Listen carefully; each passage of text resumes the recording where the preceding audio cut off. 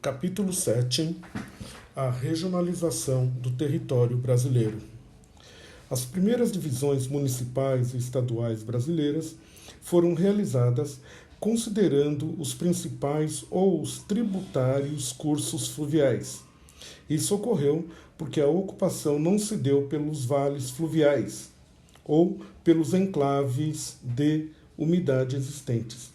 Com o passar do tempo, as atividades econômicas, sociais e culturais foram de grande contribuição para a regionalização do território brasileiro.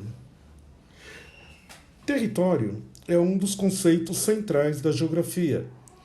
Dependendo da corrente, o conceito sofre algumas alterações, mas a ciência geográfica, como um todo, concorda que território se relaciona ao espaço apropriado e delimitado por uma relação de poder.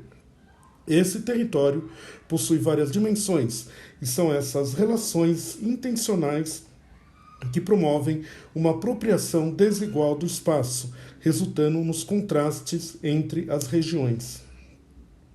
Regionalização é a divisão de um grande espaço em áreas menores, chamadas de regiões, que apresentam características internas que as distinguem de outras áreas. Uma região pode ser definida com base em diferentes critérios, como os físicos, clima, relevo, geologia, vegetação, e os socioeconômicos, atendendo a objetivos políticos, econômicos e administrativos.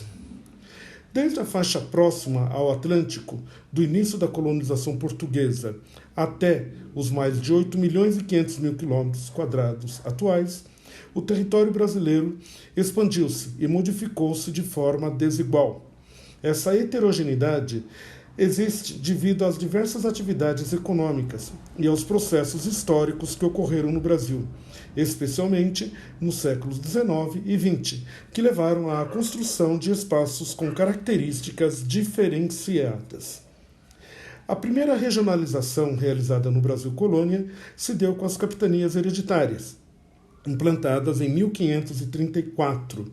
Esse sistema vigorou até 1821, um ano antes da independência do Brasil. Com isso, a maior parte das capitanias se transformou em províncias, Brasil Império, e mais tarde em estados, Brasil República. Durante o século XVI, a ocupação do Brasil ocorreu principalmente no litoral, com o desenvolvimento da economia canavieira, voltada para o mercado externo. Foi somente no século seguinte que o interior do território passou a ser explorado mais intensamente.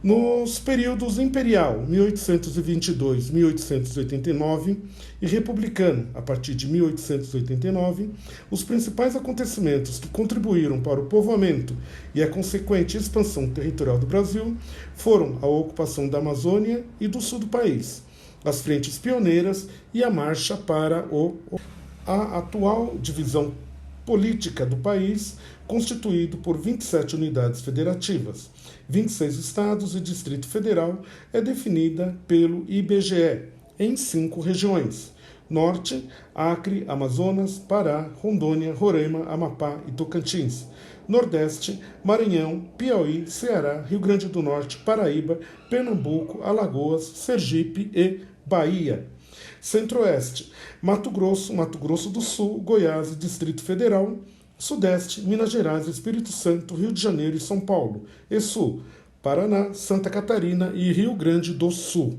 A divisão oficial do IBGE, adotada pelo governo brasileiro, considera os limites dos estados e as características naturais dominantes no território.